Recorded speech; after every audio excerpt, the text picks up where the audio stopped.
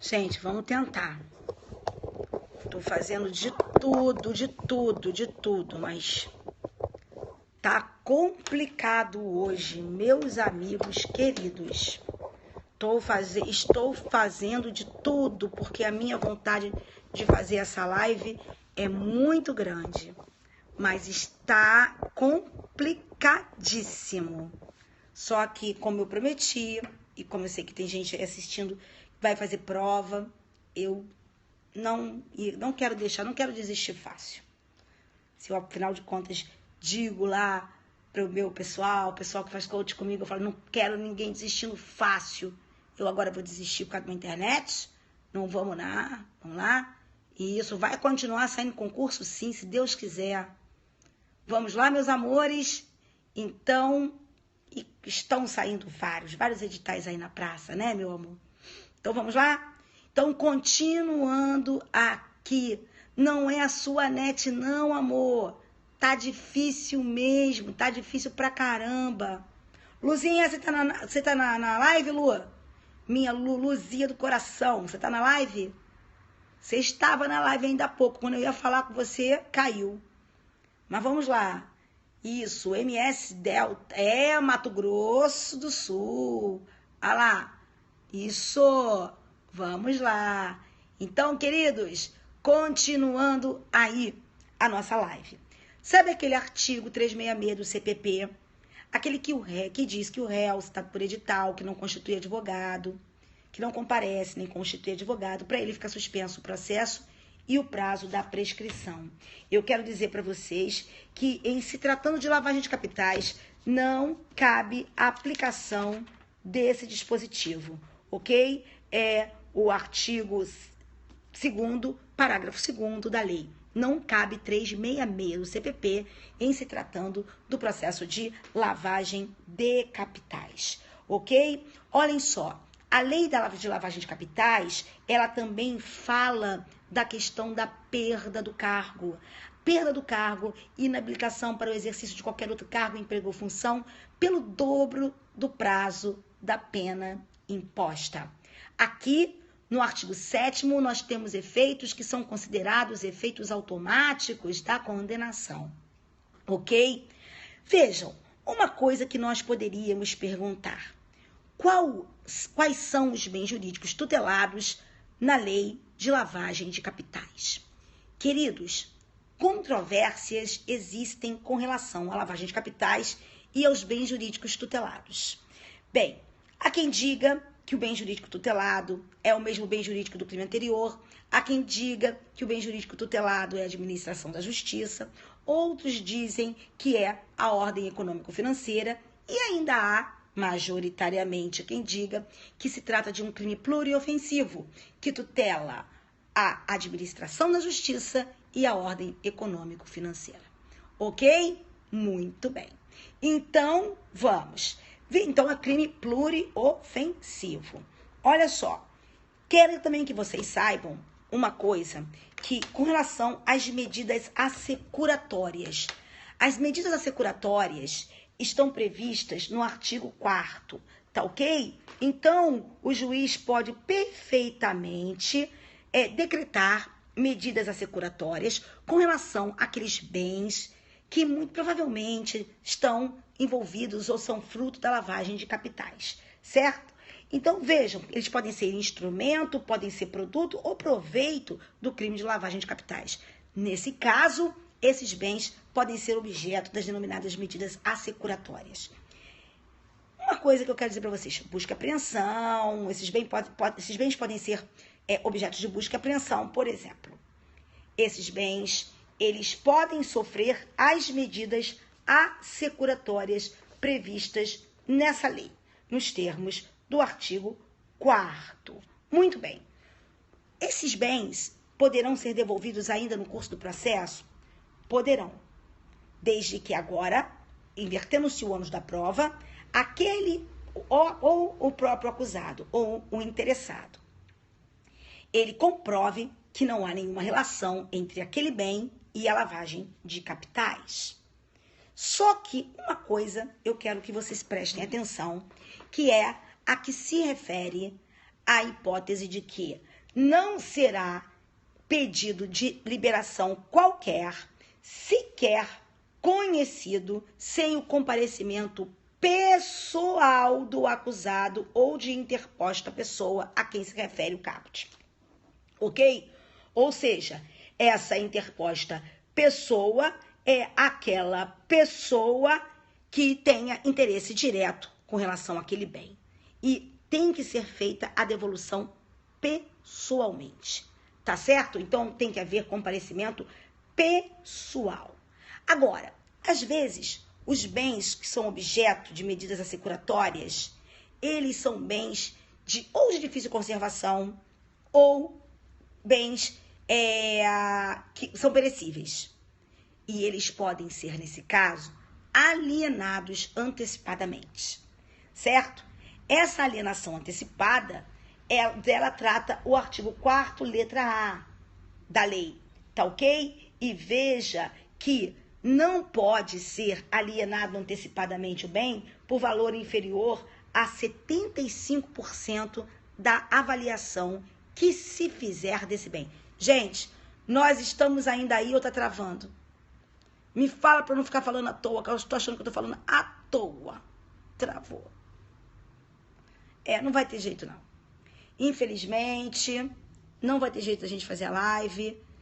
Tá direitinho? Porque aqui tá travando muito. Para mim tá travando demais.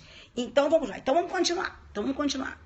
Então, gente, olhem, esses bens poderão ser vendidos, alienados antecipadamente, por não menos que 75% do valor de sua avaliação. Outra coisa que eu quero dizer para vocês.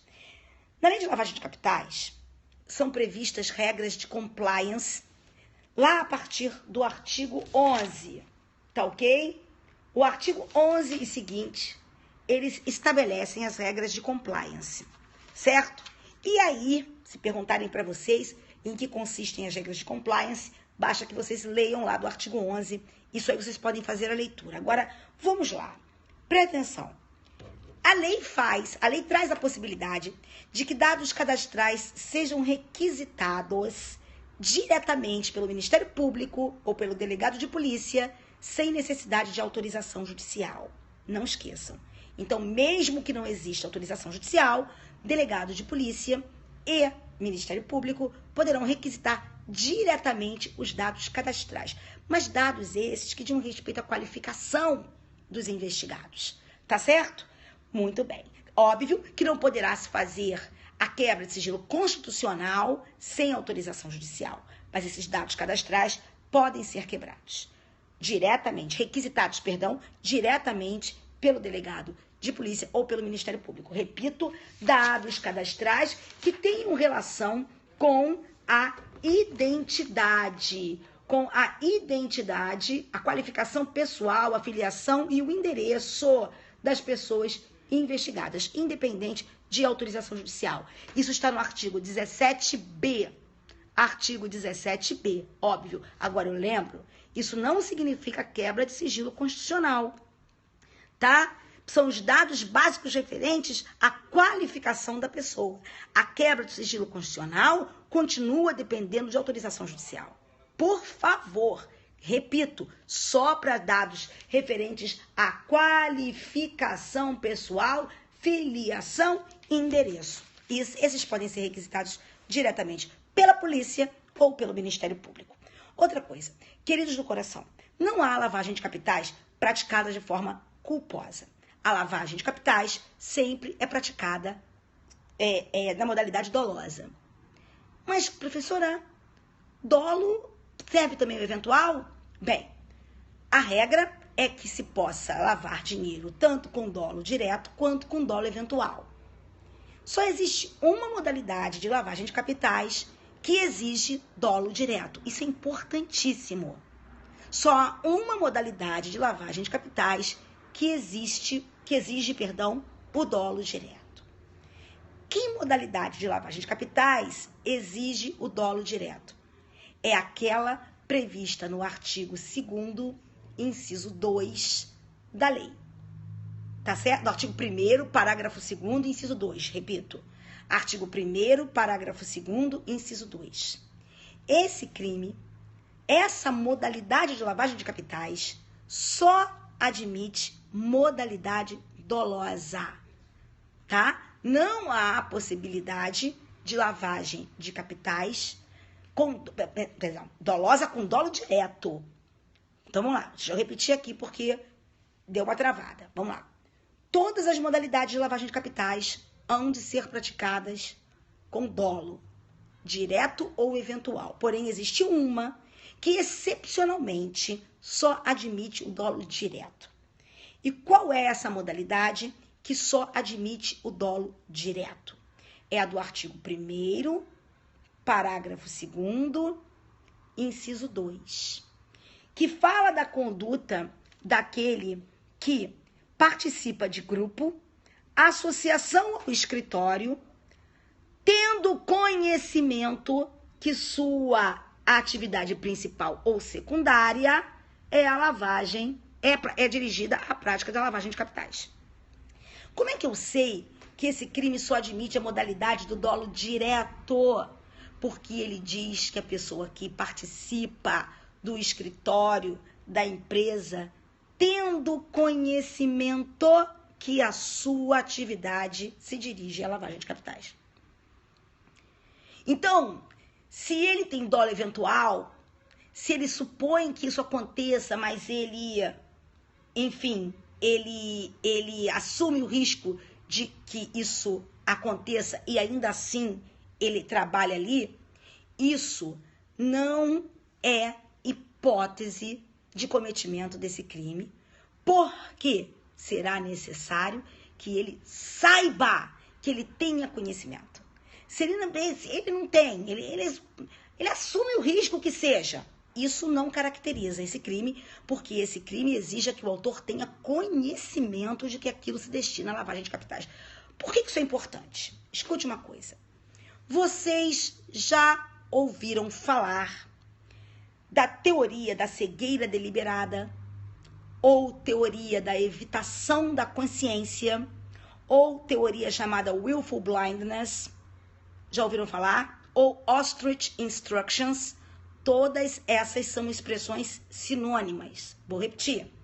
Teoria da cegueira deliberada, teoria das instruções do avestruz, teoria da cegueira deliberada, teoria das instruções do avestruz, teoria da evitação da consciência, teoria chamada ostrich instructions, ostrich que vem de avestruz, ou willful blindness. Essa teoria é aquela que, fazendo alusão a colocar a cabeça dentro da areia, ou melhor, debaixo da terra, como faz o avestruz. Agora ficou ruim? Tá ruim. A transmissão está ruim. Ah, meu Deus. Gente, eu tô com tanta vontade de fazer, mas não tá dando certo. Vê se melhorou agora. Ah, tá ótimo. Então vamos lá. Vamos continuar então. Então, olha só. Tá ruim pra muita gente. Eu tô vendo que tá ruim. Aí, olha só. Olha o que acontece. Essa teoria faz, então, alusão àquele fato de colocar a cabeça na terra para não ver o que poderia ver. Então, é como se a pessoa fizesse assim, olha, a pessoa não sabe porque a pessoa se coloca numa posição de não saber. A pessoa não sabe porque ela não quer saber. Ela se coloca numa posição de não saber.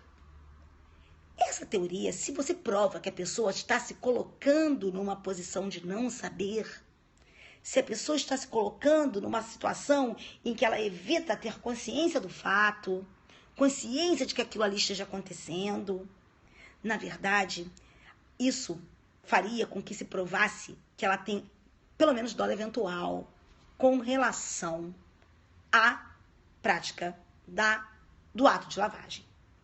Então, essa teoria, ela explicaria a existência do dolo eventual e possibilitaria que se imputasse o crime à pessoa a título de dolo eventual. Só que essa teoria, ela não pode ser levada em conta ela não pode ser levada em consideração naqueles crimes em que se exige dolo direto. Então eu pergunto a vocês, existe algum crime na lei de lavagem de capitais que exija dolo direto? Existe algum crime na lei de lavagem de capitais que exija o dolo direto? Sim, aquele crime do artigo 1º, parágrafo 2º, inciso 2. Quando a pessoa participa do escritório tendo conhecimento de que aquele escritório se destina à lavagem de capitais. Então, para esse crime, eu não posso, com relação a esse crime, eu não posso usar a teoria da cegueira deliberada para dizer que a pessoa atuou com dolo. Porque a cegueira deliberada não pode ser usada quando o tipo penal exige o dolo direto. Ok, queridos? Então, ela poderia ser usada em todas as situações de lavagem de capitais, à exceção desta, do artigo 1º, parágrafo 2º, inciso 2. Muito bem. Agora, com isso, nós terminamos aí os tópicos referentes à lavagem de capitais, que eu achava mais importante lembrar, hein? A lavagem tem aquelas 3 fases, né? Placement, ou colocação, layering, eu já falei isso aqui incidentalmente, layering, ou ocultação ou dissimulação, a verdadeira lavagem de capitais, e, ao final, integration, quando os bens já ganham aquela aparência de licitude. Agora, escute, não é preciso que se alcance a 3ª fase para que se considere consumado o crime. Não é importante que se consiga ultimar e chegar à 3ª fase, a integration, para que se tenha consumado o crime. Tá certo? Por isso que a doutrina amplamente majoritária diz que a lavagem de capitais é um crime formal na sua modalidade básica. Ok? Naquela modalidade do artigo 1º, na sua modalidade básica, ela é um crime formal. Ok? Bem, agora vamos lá. Isso é amplamente majoritário. Agora, vamos lá. Uma outra questão aqui. Então, lavagem, eu acho que nós já falamos bastante sobre a lavagem. Eu queria agora falar com vocês algumas dicas. A lavagem, dependendo, preste atenção, tudo depende da forma com que se faça. Durante todo o tempo em que o agente estiver realizando as transações, as operações, em busca de dar licitude, ou melhor, aparência de licitude àqueles bens, isso aqui é um crime permanente e o crime estará se consumando. Tá entendendo, meu amor? Então, durante todo o tempo em que o agente estiver realizando as operações de lavagem, o crime estará se consumando. Certo? Agora, preste atenção, alguém me fez uma pergunta aí. É o George, você ainda está aí, George? Me diz uma coisa, meu amor, vê se você ainda está aí. O George estava insistindo aqui, mas estava caindo tanto isso que eu não sei se ele ainda está. Olha só, o George me perguntou a respeito de uma questão que não era de lavagem de capitais, que era a respeito da lei de licitações. Cadê? Você está aí, George? Da lei de licitações. Isso.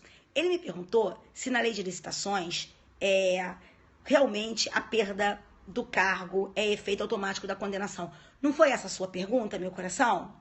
Foi essa a sua pergunta? Muito bem. Querido, embora eu saiba que... Oh, meu bem, Carolzinha, Lisboa, um beijo pra você. I miss you too. Vamos lá. Ô, Carol, olha só. Embora, querido George, eu saiba que, salvo o menor juízo, o professor Nutt diz que isso não é efeito automático de condenação, concessa máxima vênia, isso é apontado como, doutrinariamente, de forma majoritária, como efeito automático da condenação, sim. E eu vou te explicar por quê. Sobre o da lei. A lei 8666 de 1993, ela fala da lei de licitações. Na lei de licitações, eu vou ter no artigo 80, dos artigos 81 e seguintes, eu vou ter a tutela, as sanções administrativas e a tutela judicial. O artigo 83, que está lá nas disposições gerais referentes... Ô, Gildo, um beijo no seu coração. Lá no artigo 83, que está na seção referente às sanções administrativas e tutela judicial, nas disposições gerais, eu vou encontrar assim, olha, os crimes definidos nesta lei, ainda que simplesmente tentados, sujeitam seus autores, quando servidores públicos, além das sanções penais, à perda do cargo, emprego, função ou mandato eletivo. Está muito claro.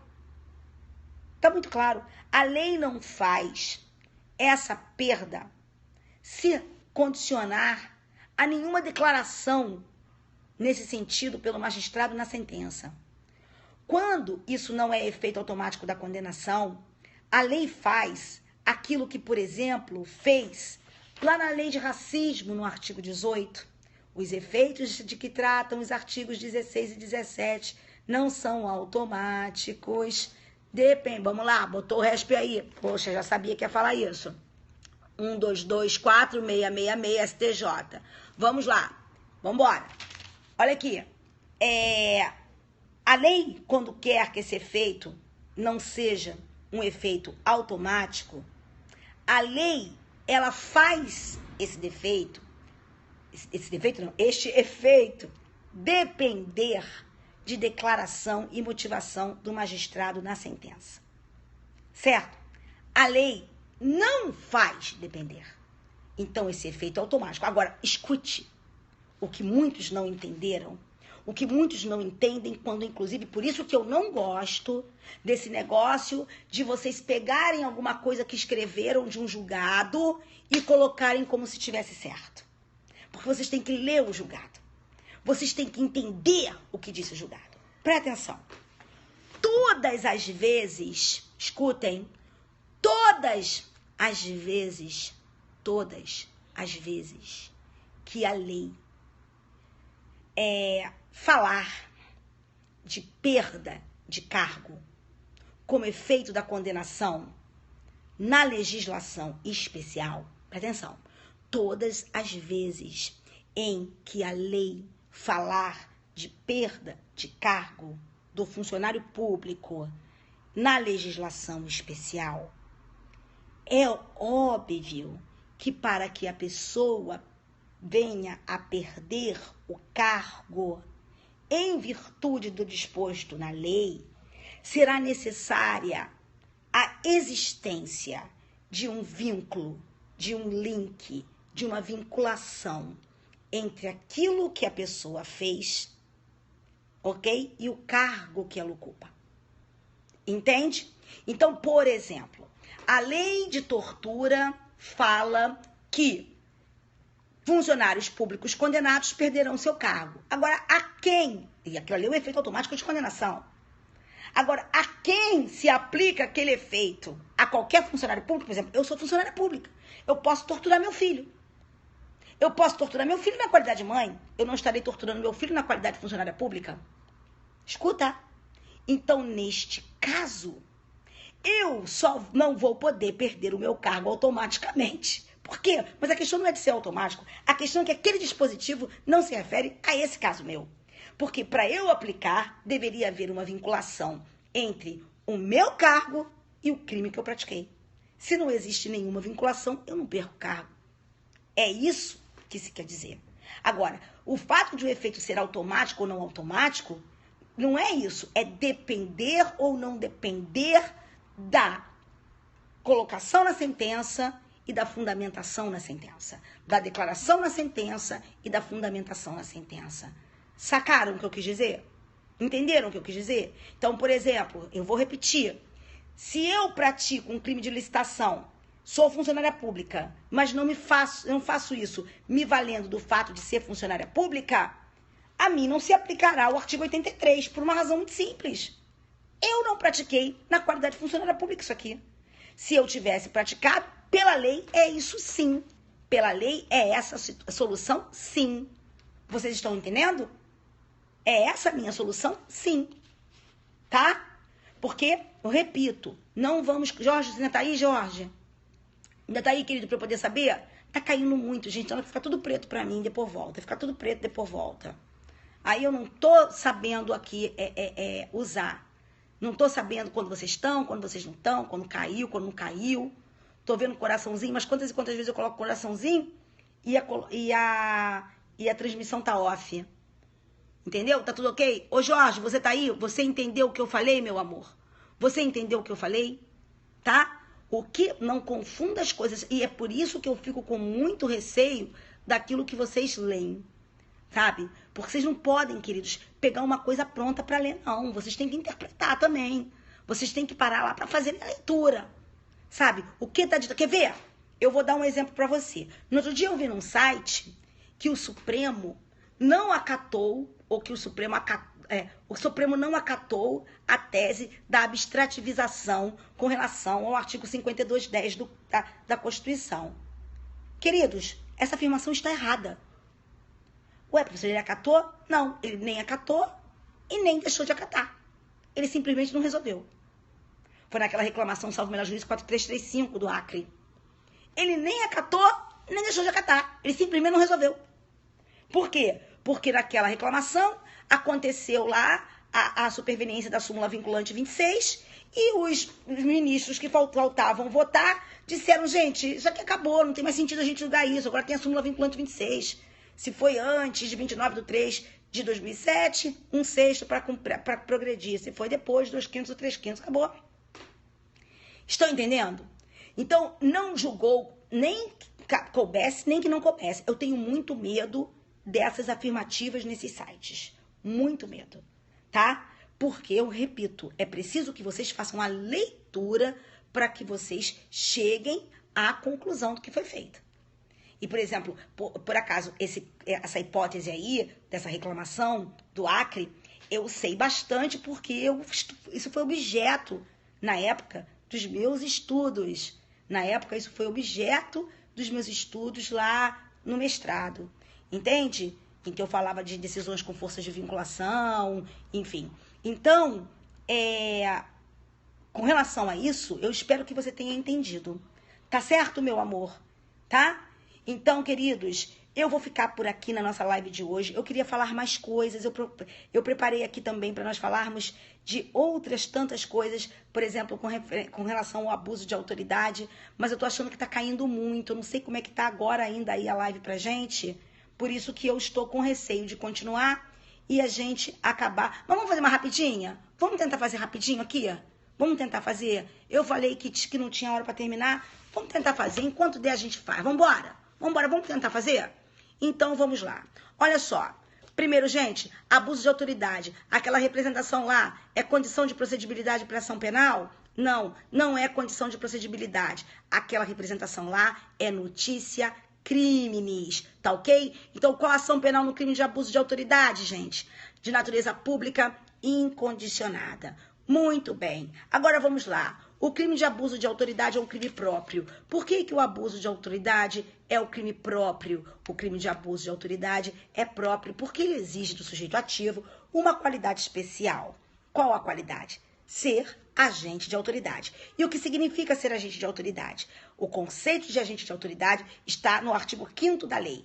Autoridade é todo aquele que exerce cargo, emprego ou função pública de natureza militar ou civil, de forma remunerada ou não, de natureza transitória ou permanente. Certo? Agora, é preciso que esse agente de autoridade tenha uma vinculação com o poder público.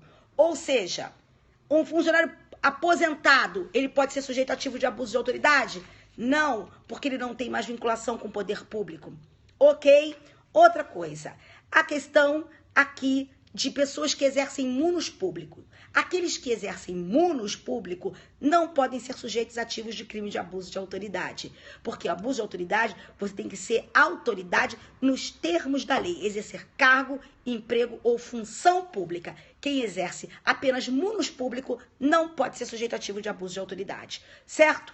Muito bem, é preciso que o sujeito de autoridade esteja no desempenho das suas funções para que ele possa praticar o crime de abuso de autoridade?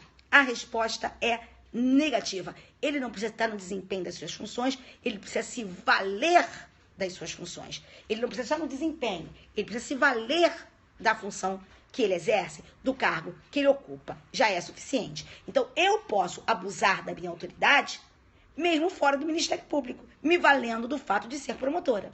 Certo? Muito bem. Outra coisa, o particular pode ser sujeito ativo de abuso de autoridade? Pode, quando atuar conjuntamente com o agente de autoridade, sabendo dessa sua condição de agente de autoridade. Certo? Nesse caso, o fato de um sujeito ativo ser autoridade, que é elementar, vai se comunicar ao particular, certo? Competência para o abuso de autoridade. A competência sempre da justiça comum, tá ok? É direito de petição. Muito bem, George. A representação no abuso de autoridade é direito de petição, ok? Direito de petição. É mera notícia crimes. É, na verdade, o exercício do nosso direito de petição. O exercício desse nosso direito de nos reportarmos às autoridades públicas para contarmos eventuais abusos de que tenhamos sido vítimas. Certo?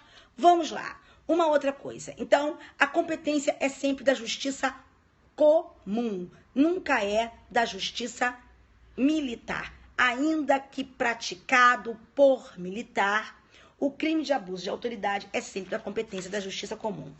Vejam se vocês estão conseguindo enxergar um gráficozinho que eu fiz aqui para nós entendermos uma coisa a respeito da competência de abuso de autoridade, do crime de abuso de autoridade, alguma coisa que já é bastante velha, já é bastante usada, já é bastante batida, mas coisa em que muitos ainda caem. Muitos ainda caem. Vocês estão vendo aqui, ó? Aqui, ó. Eu estou falando de militar contra civil em serviço. Eu sou promotora de justiça, querido. Militar contra civil em serviço. Joia? Olha pra cá. Aqui, quando eu falo de militar, eu pergunto, o militar, ele pode praticar crime de abuso de autoridade? Sim, ele pode praticar crime de abuso de autoridade. E ele será julgado pelo abuso de autoridade pela justiça comum. Mas olha o que pode acontecer. Ele pode perfeitamente, quando praticar o abuso de autoridade, levar a efeito uma lesão corporal. Então, ele pode perfeitamente, ao praticar o abuso de autoridade, ofender a integridade física de alguém. A lesão corporal, ela não fica absorvida pelo abuso de autoridade. Aí, olha o que vai acontecer. A lesão corporal, que é crime da competência da justiça militar, quando praticada por militar em serviço contra civil, vai para a justiça militar. E a lesão corporal, praticada por militar em serviço contra civil, é da competência da justiça militar e vai para a justiça militar. Eleitoral, meu Deus. Vai para a justiça militar. Já o abuso de autoridade, mesmo que praticado por militar, é da competência da justiça comum. Eu vou fazer aqui a regra do artigo 79 do Código de Processo Penal. A regra da disjunção. O crime militar vai para a justiça militar e o crime de abuso de autoridade vai para a justiça comum. Agora, olha só o que pode acontecer aqui. Eu posso ter uma coisa pior. Só um minutinho, gente. Eu tô dando aula. Por favor. Vamos embora. Desculpe, gente. Porra aqui em casa. Vamos lá. Eu ainda posso ter uma outra situação. Eu posso ter a seguinte situação. Eu posso perfeitamente, num caso concreto, ter uma lesão corporal, o abuso de autoridade e um homicídio. Não foi isso que eu coloquei aqui? Isso. Eu posso ter a lesão corporal, um abuso de autoridade e um homicídio. Olha, todos esses casos aqui, George, eu tô falando de crimes conexos, tá? Numa situação em que o agente praticou, no primeiro caso, uma lesão corporal conexa com abuso de autoridade, certo? Nesse caso, a lesão corporal praticada por militar em serviço contra civil é da competência da justiça militar, vai para a justiça militar. Já o abuso de autoridade, súmula 172, competência da justiça comum. Da justiça comum. Agora aqui eu tenho também conexos, tá ok? Olha aqui, ó. Lesão corporal, abuso e homicídio. Novamente, disjunção. A regra de disjunção. A justiça militar nunca julga crime comum nem quando conexo com o militar. Então, a lesão corporal praticada por militar em serviço contra civil, competência da justiça militar. Sobraram para a justiça comum o abuso de autoridade e o homicídio. Só que o homicídio é da competência constitucional do júri, o júri atrairá o abuso de autoridade. Ok? É assim que a gente deve verificar essa questão. Essa questão é velha. Agora, Preste atenção.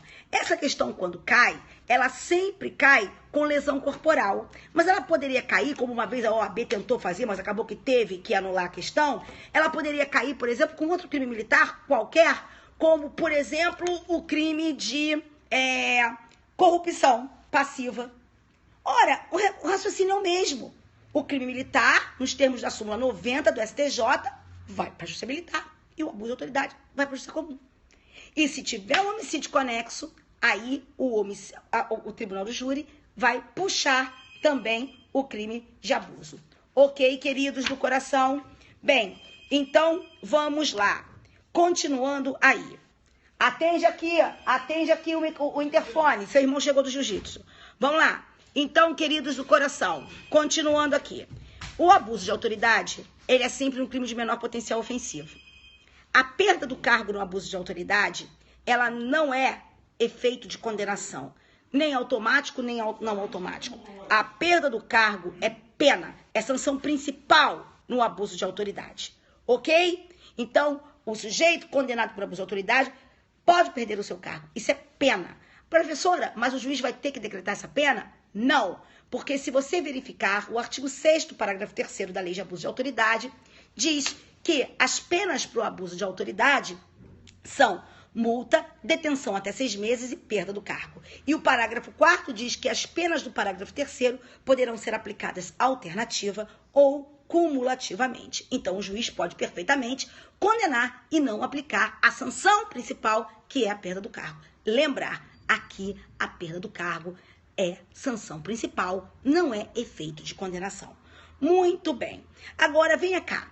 Ainda sobre a competência, uma coisa que eu esqueci e que pode cair na tua prova. Sabe o que é? Como é que se fixa a competência do abuso de autoridade? Já sei, professora, é justiça comum, mas é estadual ou é federal? Bem, queridos, nesse caso, já decidiu o STF que não é pelo fato do agente ser agente público federal, que é o agente público federal que abusou da sua autoridade, que vai ser da competência da Justiça Federal o crime respectivo, certo? Segundo o STF, não necessariamente o agente público federal será julgado pela Justiça Federal por crime de abuso de autoridade. Por quê? Porque vai depender do caso concreto. Só será da Justiça Federal se houver uma conduta daquele sujeito que atente de forma direta contra os bens, contra os interesses, contra o patrimônio da União. Se não for, não é porque ele é agente federal que a competência será da Justiça Federal. Eu discordo, mas é isso que você vai colocar na sua prova, porque é isso que querem que você coloque, é essa a orientação dos tribunais, foi essa a orientação que acabou prevalecendo. Agora, preste atenção. O abuso de autoridade no artigo 3º é um crime de atentado. Por que é um crime de atentado? Porque ali, o agente, abusando da sua autoridade contra os direitos e garantias fundamentais ou tentando fazê-lo, isso já caracteriza a mesma coisa. Então, se equiparou a forma tentada à forma consumada, ok? Então, é crime de abuso, o crime de abuso do artigo 3º, do artigo 3º, vou explicar já, meu amor. O crime de abuso de autoridade do artigo 3º é um delito de atentado. Eu discordo, George, porque eu não consigo conceber, eu não consigo visualizar uma hipótese, meu amor, em que um agente público federal viesse a abusar do seu poder, sabe, violando direitos e garantias fundamentais de um cidadão, e isso não comprometesse de forma direta a credibilidade, a visão, a moralidade, e que atingindo os serviços federais. Só por isso que eu não concordo. Entendeu? Mas não interessa o que eu penso nesse caso, sabe? Porque com relação a isso, os nossos tribunais já entenderam, isso aí tá bem, e muitos da nossa doutrina também entendem, que não é porque ele é federal que a competência será federal. Siga a orientação majoritária. Que é diferente, meu amor, quando você tem um julgadinho a respeito daquele caso. Isso não é caso de ter um julgadinho. Isso é questão de você ter julgado no Supremo Tribunal Federal a esse respeito, de você ter uma parte da doutrina que corrobore isso. Entendeu, meu amor? Tá certo? Isso. O artigo 3º, alguém falou aí, é delito de atentado ou delito de empreendimento. Também é um delito de tendência, é um abuso de autoridade, lembra? Porque você tem... muito obrigada, querida. Porque você tem... No abuso de autoridade, é um delito de tendência, é um crime de tendência, porque pela própria natureza do abuso de autoridade, se faz imprescindível que o agente realize aquela conduta desejando atuar de forma negativa, impondo seu poder de forma negativa para desse poder abusar. Se não for esse o intuito do agente, se o agente quiser fazer aquilo para ajudar, para proteger, isso não pode ser considerado abuso de autoridade, certo? Muito bem. Agora, outra coisa. Cuidado com algumas questões, porque muitas vezes o abuso de autoridade pode acabar sendo confundido com delitos do ECA. Então, vamos embora. Vamos já na parte final aí da nossa live. Cuidado. Queridos, é abuso de autoridade executar ou ordenar uma medida privativa de liberdade. Alguém falou aqui do Jorge, da história da minha irmã, tu lembras, né? Isso aí. Então, vamos lá. Isso. Para o Ministério Público ou para a magistratura, não, porque tem rito especial. A perda do cargo para a gente é diferente, tá certo? A perda do cargo para o membro do Ministério Público e da magistratura não vai se aplicar nos termos dessa lei aqui, porque existe toda uma ritualística diferente para nós, tá bom? Muito bem. Queridos, mas aí volta aqui. Essa questão aqui das previsões da lei. Gente, executar ou ordenar uma prisão ilegal, ou seja, que não é em flagrante delito, ou sem que exista ordem escrita da autoridade judiciária competente, é crime de abuso de autoridade. Mas cuidado, tá? Porque se for uma apreensão ilegal de um menor, o crime não tem um nome de abuso de autoridade. Será o crime do artigo 230 do Código do ECA. Escuta, 230 do ECA. É especial. Outra regra. Não se comunicou ao juiz a prisão de alguém. Então, o delegado prendeu e não comunicou ao juiz. É abuso de autoridade. Mas, se ele deixa de comunicar a apreensão de um menor, isso não é abuso de autoridade. É crime do artigo 231 do ECA. O juiz foi comunicado, mas a família do preso não foi comunicada. Não está prevista essa conduta como criminosa na lei de abuso de autoridade. Mas isso é crime do ECA, porque no ECA é crime não comunicar ao juiz e não comunicar à família, como determina a Constituição. Ok? Então, não comunicar à família do preso a sua prisão é conduta que não está tipificada como criminosa na lei de abuso de autoridade, mas está tipificada como criminosa no artigo 231 do ECA. Outra coisa, se o juiz não relaxar uma prisão ilegal de que tomou conhecimento, ele está praticando crime de abuso de autoridade do artigo 4º. Se o juiz não relaxar uma apreensão ilegal de que tomou conhecimento, ele estará praticando o crime do artigo 234 da Lei 8.069, o ECA. Tá certo? Cuidado com essas regras de especialidade. Se o juiz deixa, se a autoridade deixa de observar os prazos de prisão temporária, os prazos de prisão qualquer que tenha prazo, né? Em desfavor de uma pessoa, isso é abuso de autoridade. Só que se ele não observa os prazos estabelecidos no ECA em favor do menor, isso é crime do artigo 235 do ECA. Aí, o que você tem que lembrar lá do ECA? Dos prazos que você tem que lembrar do ECA. No ECA, vambora. Internação provisória, quantos dias? 45 dias. Internação como medida socioeducativa, quanto tempo? 3 anos ou até completar 21 anos. E se for a chamada internação sanção, é aquela hipótese dos 3 meses. Então, por que internação sanção?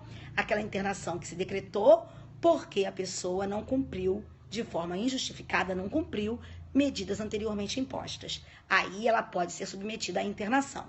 É a chamada internação sanção com prazo de 3 meses. Se deixar de observar esses prazos, estará aquele que deixar de observar estes prazos em curso nas penas do artigo 235 do ECA. Então, cuidado, porque abuso de autoridade é o nome dos crimes previstos na lei de abuso de autoridade.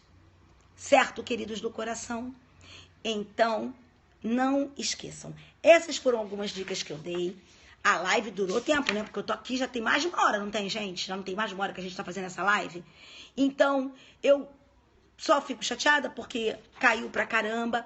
Eu também quero dizer pra vocês que tem aí uma série de dicas que eu deixei. Já foram 50 dicas de 100 que eu queria deixar.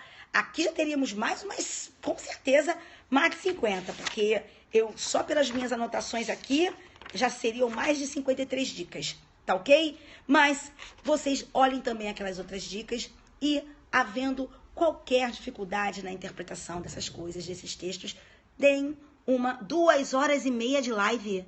Jura? Eu não senti. Caramba, eu não senti. Eu não senti. Essas horas que eu vejo que eu amo dar aula. Porque quando eu não sinto que dei aula, é porque é pra ver se você ama dar aula. Tá bom, queridos do coração? Então, amores, fiquemos aí. Que bom que vocês gostaram. Fiquemos aí com Deus, todos nós. E vocês que ficaram aqui 2 horas e meia comigo. Demorou, né? Mas o que vocês tiverem de dúvidas, vocês, por favor, podem mandar para mim. Certo, meu amor? Ok? Então, fiquem com nosso Senhor. Que Deus ilumine, abençoe, guarde todos vocês. Tá joia? Um beijo no coração. Obrigada a vocês pelo carinho de vocês. Isso aqui nem Mastercard paga. Tá bom? Beijinho.